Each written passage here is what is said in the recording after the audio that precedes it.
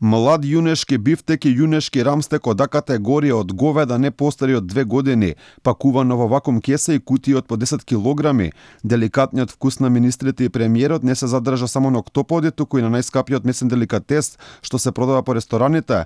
Набавката на месо, меѓу кои деликатесниот бифтек и рамстекот, чини цели 50.000 евра. Договорот на службата за општи и заеднички работи на владата и компанијата според системот за јавни набавки е склучен овој месец. Јунешки бифтек свеж добиен од млади говеда од 18 до 24 месеци старост, А категорија на говеда, пакувано пластична кеса и истата во картонска кутија.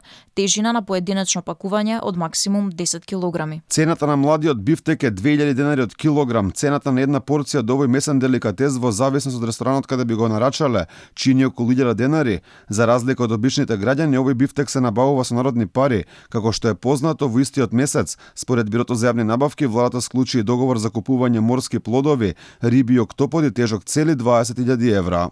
Предмет на оваа рамковна спогодба е дефинирање и уредување на меѓусебните обврски и права помеѓу договорените страни и основните услови кои ќе ја регулираат испораката на стоките меѓу договорените страни за јавна набавка на стоки, свежа замрзната риба, морски плодови во целост согласно со техничката спецификација за потребите на службата и понудата на економскиот оператор. Секако бифтекот и октоподот не се варат лесно, па можеби затоа владата купува и кафе за 7.000 евра. Кафе црно обично мелено во пакувања до 100 грама, тип Арабика плюс Робуста.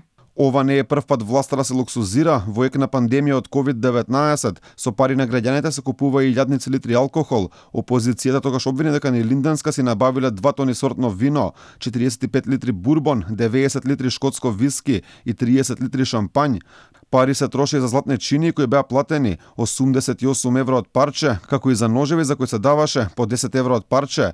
Овие најнови набавки на власта доаѓаат во моменти кога беше објавен извештајот на Центарот за граѓански комуникации каде се вели дека корупцијата цвета во јавните тендери, ама одговорност и пријави нема до никого.